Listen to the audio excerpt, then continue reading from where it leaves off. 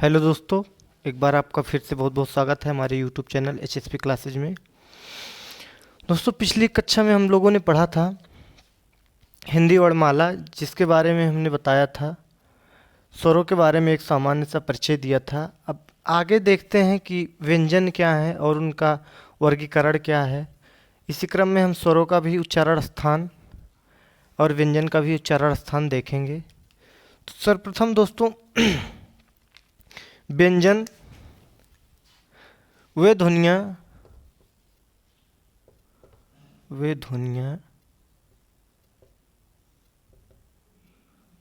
जिनका उच्चारण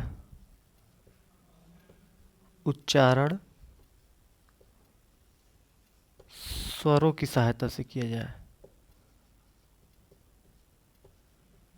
सहायता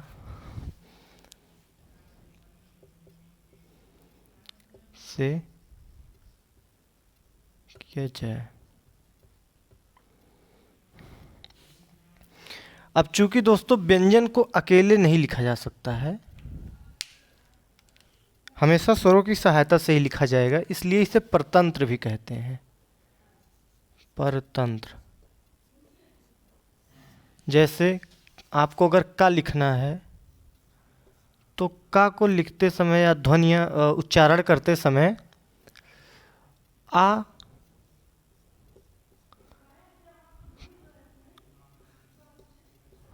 का उच्चारण अपने आप आ जाता है। आपको खा लिखना है तो खा और आ का उच्चारण अपने आप आ ही जाता है। तो व्यंजन वह ध्वनियाँ होती हैं जिनका उच्चारण स्वरों की सहायता से किया जाता है। अब दोस्तों देख लेते हैं पहले स्वरों के बारे में। हिंदी में मूल स्वर जो हैं, मूल स्वर आपके 11 हैं, लेकिन अयोगवाह को मिलाकर कुल 13 स्वर मिल जाते हैं। और हिंदी में जो मात्रा है, हिंदी में मात्राओं की संख्या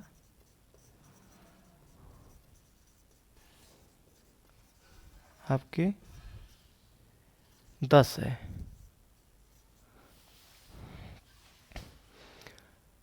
जबकि संस्कृत के वर्णमाला में आपके 13 स्वर होते हैं।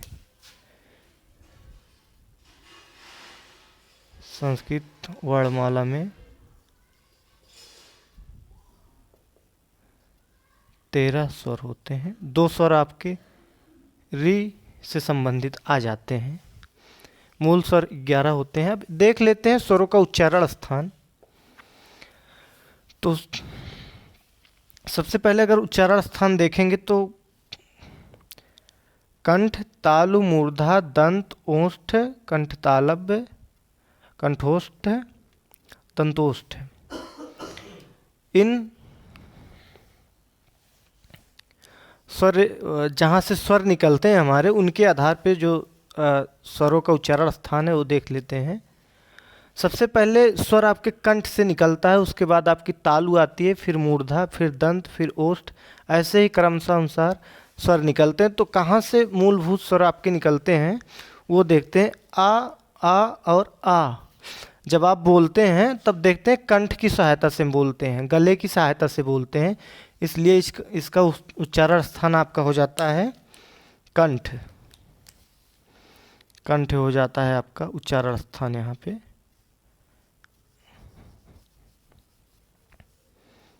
कंठ।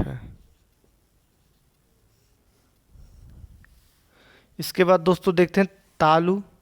तालु दोस्तों कंठ से ऊपर का जो हिस्सा होता है वो आपकी तालु होती है। ई और ई जब बोलते हैं हम तो देखते हैं कंठ से थोड़ा सा ऊपर, वहाँ से आपकी स्वर यंत्रियाँ जो होती हैं वो एक्टिव होती हैं और वहीं से ये स्वर निकलते हैं हमारे। इसके बाद मूर्धा, जब री बोलते हैं तो री जो तालु मूर्धा होती है, तालु के ऊपर का हिस्सा, वहाँ हमारी जीभ टकराती है तो वहाँ से री की आवाज़ आती है। इसके बाद दोस्तों दंत है आपका। दांत की सहायता से किसी भी स्वर का उच्चारण आपके दांत की सहायता से नहीं किया जाता। दांत की सहायता से कोई स्वर उच्चारित नहीं किया जाता, नहीं किया जाता है। इसके बाद आपका ओष्ठ आता है। ओष्ठ की सहायता से हम ऊ और बड़ा ऊ को बोलते हैं। इसके बाद आपका आता है कंठ तालव्य, जिन्हें कंठ और तालु दोनों की सहायता से बोलते हैं। ऐसे हमारे दो स्वर हैं, ए और ए, जो आपके हैं कंठ और तालु दोनों की सहायता से बोलते हैं। क्योंकि दोस्तों आ और ऊ की सहायता से आपका ए मिलकर बनता है, आ और ऊ की सहायता से आपका ए बनता है।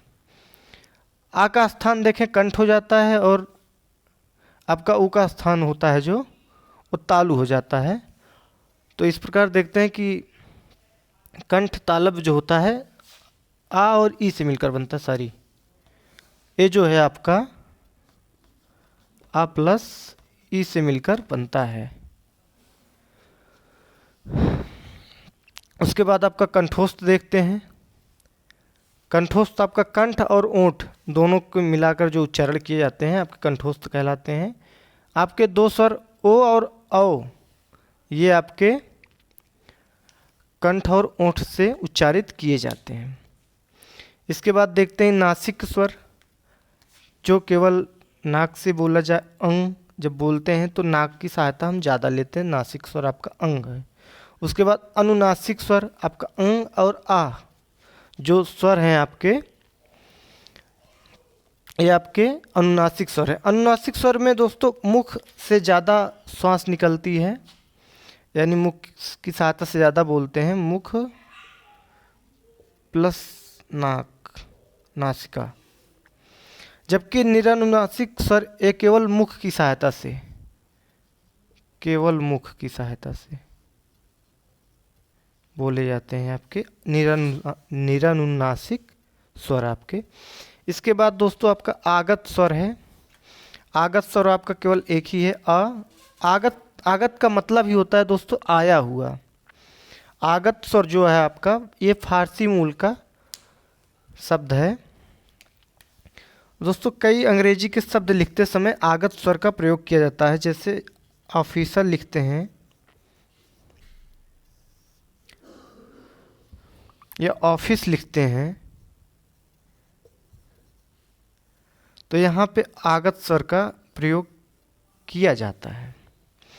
उसके बाद आपके दो अयोगवाच स्वर हैं, अंग और आ, जिसमें से आपका अनुस्वार अंग है, अनुस्वार,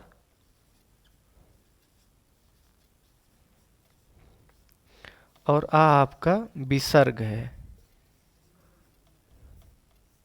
अगर इन्हीं दोनों को मिला दिया जाता तो आपके कुल 13 स्वर हो जाते हैं,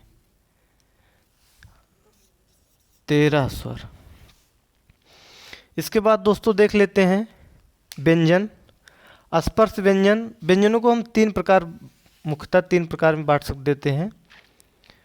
मूल व्यंजन जो आपके हैं, मूल व्यंजन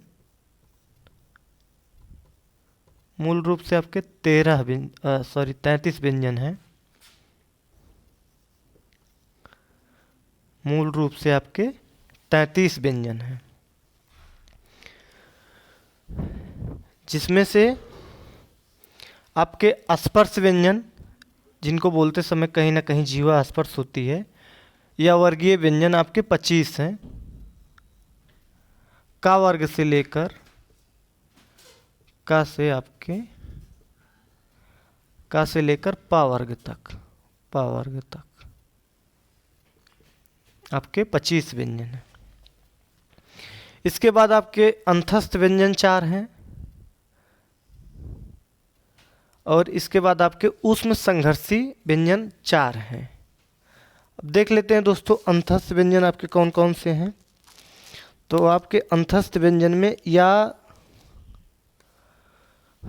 अंतस्थ व्यंजन आपके 4 हैं, और ऊष्म संघर्षी व्यंजन भी आपके 4 ही हैं।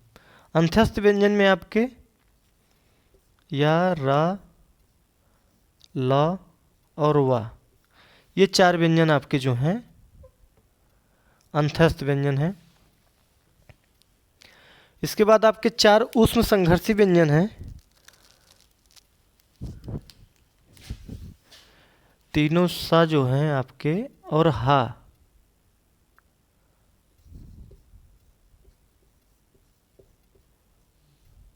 ये आपके ऊष्म संघर्षी व्यंजन है चारों। अब दोस्तों इन व्यंजनों का वर्गीकरण देखते हैं। अब इन व्यंजनों का वर्गीकरण देखते हैं। तो सबसे पहले का वर्ग का जो व्यंजन है आपके कंठ से बोला जाता है, बोलकर भी हम लोग देख सकते हैं। का, खा, गा, घा हम कंठ की सहायता से ही बोलते हैं। तो का से इंज्ञा तक लेकर आपका 5 वर्ड कंठ कंठ से बोला जाता है, यानी इनका उच्चारण स्थान कंठ से है। इसके बाद चा वर्ग है आपका, ये तालु से बोला जाता है। च, छ, ज, झ, इया तालु से बोला जाता है। कंठ के ऊपर वाला हिस्सा दोस्तों तालु कहलाता है। उसके बाद ट वर्ग आपका है, जो मूर्धा से बोला जाता है। ट, ठ, ड, ढ, ण ये आपका मूर्धा से बोला जाता है। इसके बाद आपका दोस्तों दंत, दांत से जो बोले जाते हैं, दांतों की सहायता से ता वर्ग के आपके जो शब्द हैं वो दंत यानी दांत की सहायता से बोले जाते हैं। त, थ, द, ध, न आपके 5 शब्द जो हैं, 5 व्यंजन या 5 वर्ण आपके जो हैं दांतों की सहायता से बोले जाते हैं। इसके बाद दोस्तों देखते हैं ओंठों की सहायता से, ओंठ की सहायता से पा वर्ग का जब हम उच्चारण करते हैं तब ओंठों की सहायता लेते हैं, जैसे प, फ, ब, भ, म बोलते समय हमारे ओंठ जो हैं हिलते हैं, उनकी सहायता लेते हैं। इसके बाद दंतोष्ठ है, दांत और ओंठ दोनों की सहायता से वा बोलते समय प्रयोग करते हैं, तो आपका दंतोष्ठ व्यंजन जो है वा है। इसके अलावा दोस्तों और ये तो आपके 25 ही हुए। इसके अलावा और भी व्यंजन हैं जिनको हम बोलते हैं। तो सबसे पहले देख लेते हैं कि आपके ये जो 5 हैं, ये आपके 5 जो हैं ये पंचमाक्षर कहलाते हैं।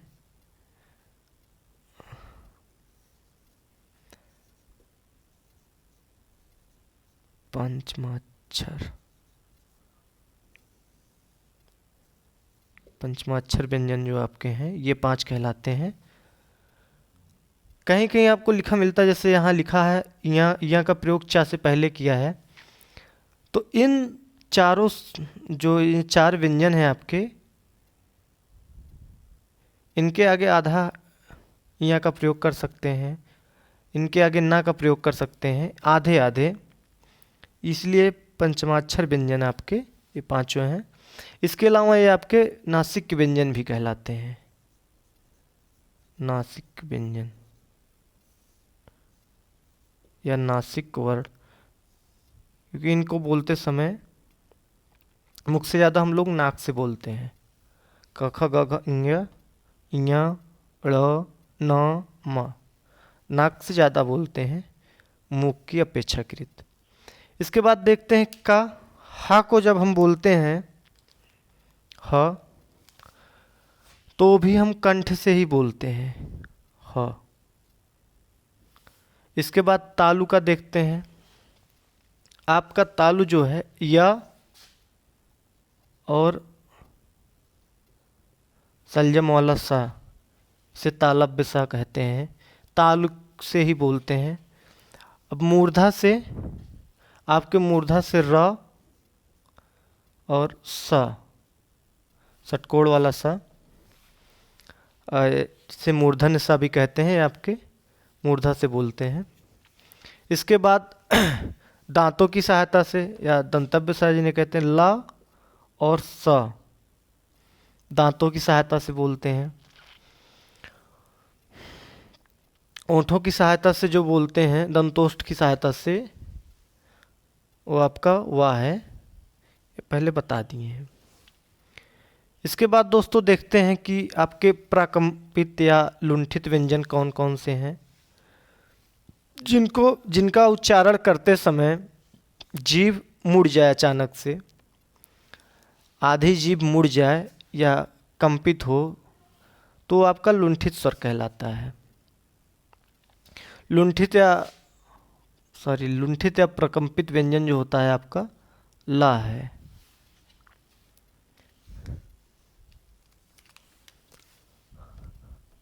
लुंठित या प्रकंपित व्यंजन आपका रा है।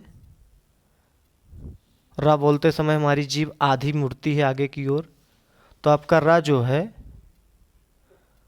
वो आपका लुंठित व्यंजन है। इसके बाद अर्धस्वर। अर्धस्वर का मतलब होता है कि जिसमें आपके आधे स्वर या आधे व्यंजन का भाव आए, वो आपका अर्धस्वर है। या और वाह आपके अर्धस्वर कहे जाते हैं, क्योंकि इनका उच्चारण करते समय ई और उ स्वर का समावेश आता है, दिखता है इसका समावेश। इसके बाद दोस्तों पार्श्विक व्यंजन, जब उच्चारण करते समय जिह्वा के जो हवा है वो जिह्वा के बगल से गुजर जाए, निकल जाए, तो आपका पार्श्विक व्यंजन कहलाता है। ला बोलते समय जो वायु होती है वो जीभ के अगल बगल से निकल जाती है। इसके बाद द्विगुण या उत्क्षिप्त व्यंजन आपके ड है और ढा है। आपके ये दो उत्क्षिप्त व्यंजन या द्विगुण व्यंजन कहलाते हैं। इनमें दोनों के गुण हैं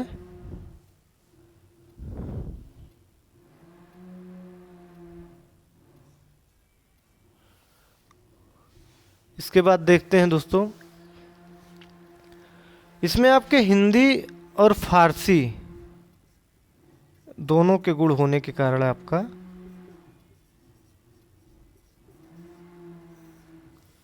हिंदी और फारसी दोनों के गुण होने के कारण द्विगुण या उत्क्षिप्त व्यंजन कहलाते हैं। उत्क्षिप्त व्यंजन कभी आपको इससे कोई शब्द की शुरुआत नहीं मिलेगी। इसे ढक्कन अगर लिखा जाए और उत्क्षिप्त व्यंजन से मतलब नीचे आपके बिंदु रहे तो ये गलत हो जाएगा। ढक्कन हमेशा ऐसे लिखा जाएगा। कहने का तात्पर्य है कि कभी उत्क्षिप्त व्यंजनों से किसी भी शब्द की शुरुआत नहीं होती। आपके दो, इसके बाद देखते हैं दो आपके अमानक वर्ण हैं और दोनों अमानक वर्ण आपके, एक तो झा हो गया, एक भा हो गया। आपके ये दो अमानक वर्ण हैं। इसके बाद दोस्तों आपके संयुक्त व्यंजन हैं। संयुक्त व्यंजनों की संख्या आपके 4 है। छ, त्र, ज्ञ, स। जब इन्हें लिखा जाता है तो छ, त्र, ज्ञ और स्रा है, सॉरी, स्रा। ये हमेशा दो शब्दों से मिलकर बनते, माफ करना, दो अक्षरों से मिलकर बनते हैं। छत्रंग और स। आपके छ जो होता है आपका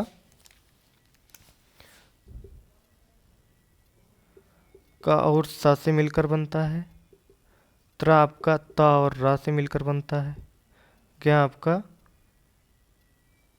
ज प्लस य से मिलकर बनता है। स्रा आपका स प्लस रा से मिलकर आपका स्रा बनता है। सब में हलंत रहेगा। ये आपके संयुक्त व्यंजन है, क्योंकि दो व्यंजनों को बोलने के लिए एक ही स्वर की आवश्यकता पड़ती है। इसके बाद देखते हैं अली जिह्वा। अली जिह्वा व्यंजन आपके कौन कौन से हैं दोस्तों? अली जिह्वा मतलब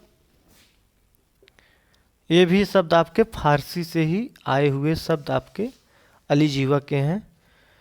तो क, ख और ग, तीन शब्द आपके क, ख और ग, ये आपका नुक्ता चिन्ह है।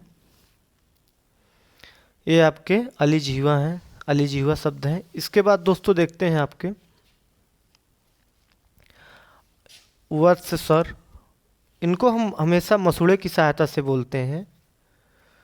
तो आपके पास स्वर 5 हैं, न, स, ज, ल, र। ये आपके 5 स्वर जो हैं आपके मसूड़े की सहायता से बोले जाते हैं, यानी इनको अच् स्वर कहते हैं। इसके बाद आपका आगत व्यंजन है। आगत व्यंजन आपके 2 हैं, ये भी आपके फारसी से ही आए हैं।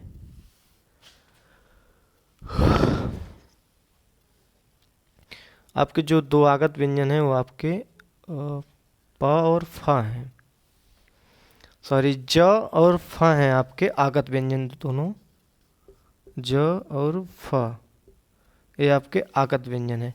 काकल वर्ण, हा को हम काकल वर्ण भी कहते हैं। युग्मक या द्वित्व ध्वनियाँ, दोस्तों वो ध्वनियाँ जिनमें एक 2 ध्वनियाँ रहती हैं लेकिन एक आधे प्रयोग होती है, एक फुल प्रयोग होती है, मतलब पूरी प्रयोग होती है। जैसे आपका प्रसन्नता,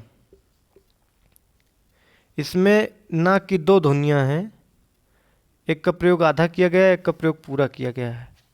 ये आपके द्वित्व ध्वनियाँ कहलाती हैं। इसके बाद आपका ऊष्म संघर्षी व्यंजन है। इसमें आपको बता ही दिए हैं चारों व्यंजनों के बारे में। ये आपका काकल्य वर्ण है,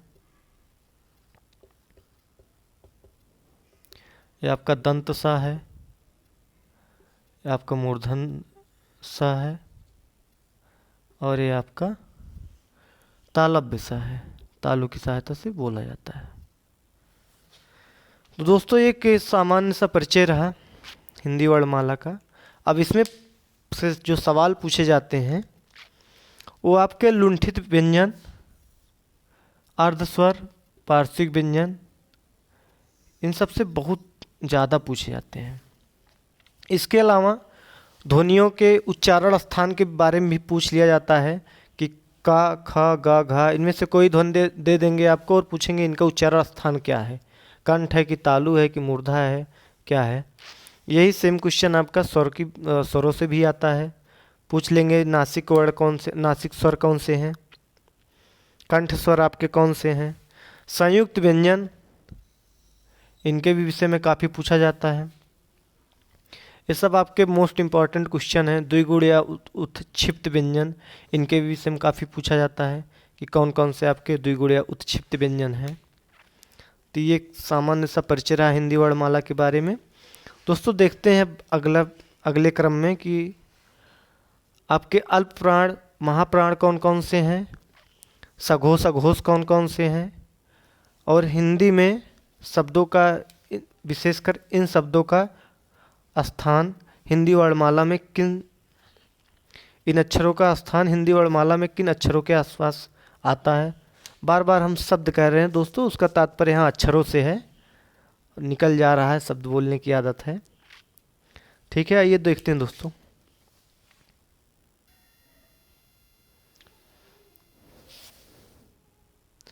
आइए दोस्तों अब देखते हैं सघोष अघोष, अल्प प्राण महाप्राण और वर्णमाला में वर्णों का स्थान क्या है। चलिए देखते हैं। अघोष सबसे पहले जान लेते हैं दोस्तों कि अघोष होता क्या है। अघोष जिन ध्वनियों को उच्चारित करने में स्वर तंत्रियों में कंपन ना हो, स्वर तंत्रियों में कंपन ना हो, अघोष व्यंजन कहलाते हैं। जबकि घोष व्यंजन जब स्वर तंत्रियों में कंपन हो, स्वर तंत्र में कंपन, तो आपके घोष व्यंजन कहलाते हैं। तो अगर देखा जाए पहला दूसरा का, च, ट, त, प वर्ग के पहला दूसरा जो है वो अघोष है आपके, यानी इनको बोलने में आपके स्वर तंत्रियों में कंपन नहीं होता। क, ख, च, छ, ट, ठ, त, थ, प, फ। इसके अलावा आपके 3 ऊष्म संघर्षी जो व्यंजन हैं, तीनों सा आपके ये अघोष व्यंजन में आते हैं। अब घोष व्यंजन में आपके तीसरा चौथा और पांचवा जो आपका व्यंजन है वो आपके घोष व्यंजन में आते हैं। जैसे ग घ ञ बोलने में स्वर तंत्रियों में थोड़ा थोड़ा कंपन होता है। ज झ ञ ग ख ङ ड ढ ञ अड़ा है। त द ध न ब भ म को बोलने में स्वर तंत्रियों में थोड़ा थोड़ा कंपन होता है। इसके अलावा आपके 11 स्वर जो हैं, छोटा बड़ा छोटी बड़ी, ये सब आपके घोष हैं या सघोष हैं। इसके अलावा आपके अंतस्थ व्यंजन जो 4 हैं, या रा ला व, ये भी आपके घोष हैं। इसके अलावा आपका हा शब्द हा अक्षर भी आपका घोष वर्ण है। अब देखते हैं अल्प प्राण और महाप्राण व्यंजन कौन कौन से हैं। तो प्रत्येक वर्ग का क च ट त प वर्ग का पहला, तीसरा और पांचवा आपका अल्प प्राण व्यंजन है। क्योंकि इनको बोलते समय, इनका उच्चारण करते समय, इनको उच्चारित करते समय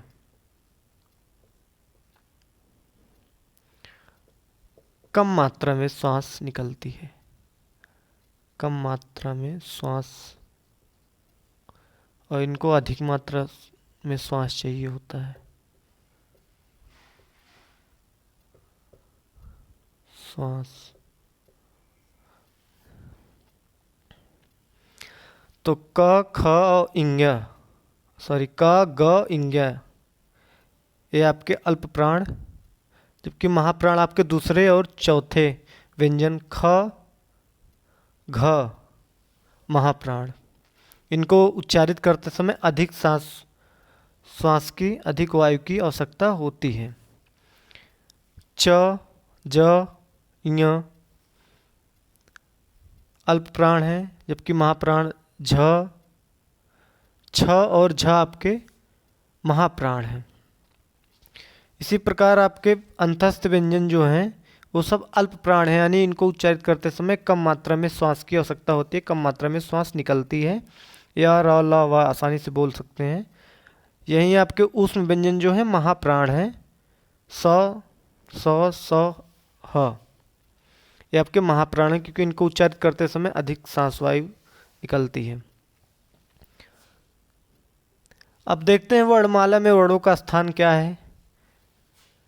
अगर सबसे पहले देखा जाए तो आपके स्वरों में आपका आगत स्वर लिखा जाता है, आगत स्वर। उसके बाद आपका अनुस्वार है यानी अंग है, फिर आपका अ है यानी विसर्ग है। उसके बाद आपका जैसे क्रम से लिखा जाता है वर्णमाला, वैसे ही। इसके बाद देखते हैं छ। छ का उच्चारण स्थान आपका का के बाद आता है, क्योंकि छ जो है आपका का और सा से मिलकर बना है। छ आपका का स आ से मिलकर बना है, इसलिए आपका छ का उच्चारण स्थान का के बाद आता है। मोस्ट इंपॉर्टेंट है, एग्जाम में कई बार पूछा जाता है कि छ का उच्चारण स्थान किस व्यंजन के बाद आता है। इसके बाद दोस्तों आपका ज्ञ जो है इसका उच्चारण स्थान ज के बाद आता है, क्योंकि ज्ञ भी आपका ज और ञ से मिलकर बना है, ज और ञ से मिलकर बना है। इसके बाद आपके दो उत्क्षिप्त व्यंजन हैं, जिनका उच्चारण स्थान क्रमशः ड और ढ के बाद आता है। इसके बाद देखते हैं आपका त्र जो है वो आपका ता के बाद आता है, क्योंकि त्र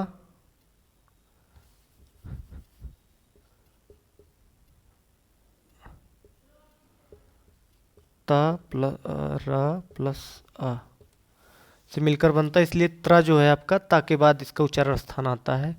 इसके बाद सा जो है आपका स्रा जो है आपका सा के बाद आता है, क्योंकि स्रा जो है स प्लस र प्लस आ के बाद आता है। तो ये वर्णमाला में वर्णों का स्थान है, कौन सा वर्ण वर्णमाला में किस अक्षर के बाद किस व्यंजन के बाद आएगा। इसके बाद दोस्तों देखते हैं वर्ण विच्छेद। वर्ण विच्छेद में क पता ही है एक व्यंजन है, तो आ के साथ हमेशा बोला जाता है। इसी प्रकार देखते हैं कमल, क हलंत अ प्लस म हलंत अ ल हलंत आ। इसी प्रकार दोस्तों देखते हैं आविष्कार एक शब्द है, आविष्कार का वर्ण विच्छेद कैसे किया जाएगा। आविष्कार,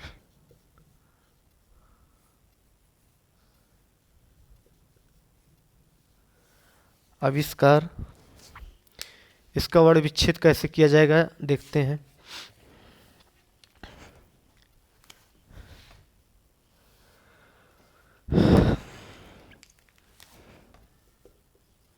बड़ा अ प्लस वह प्लस ई अवि, उसके बाद आपका सा है, सा के बाद चूंकि आधा है इसलिए हलंत लगा के पूरा हो जाएगा। आ नहीं लिखेंगे, उसके बाद आपका का है, का के बाद आपका पूरा आ आएगा क्योंकि यहाँ बड़ा की मात्रा है। उसके बाद आपका रा है, फिर आपका आ है। इस प्रकार आपका वर्ण विच्छेद होता है। वर्णों को अलग अलग कैसे लिखा जाए, एग्जाम में आते हैं, सभी क्वेश्चन एग्जाम में आए हुए हैं। और क्षत्रिय देखें कैसे लिखा जाएगा आपका, तो क्षत्रिय आपका लिखा जाएगा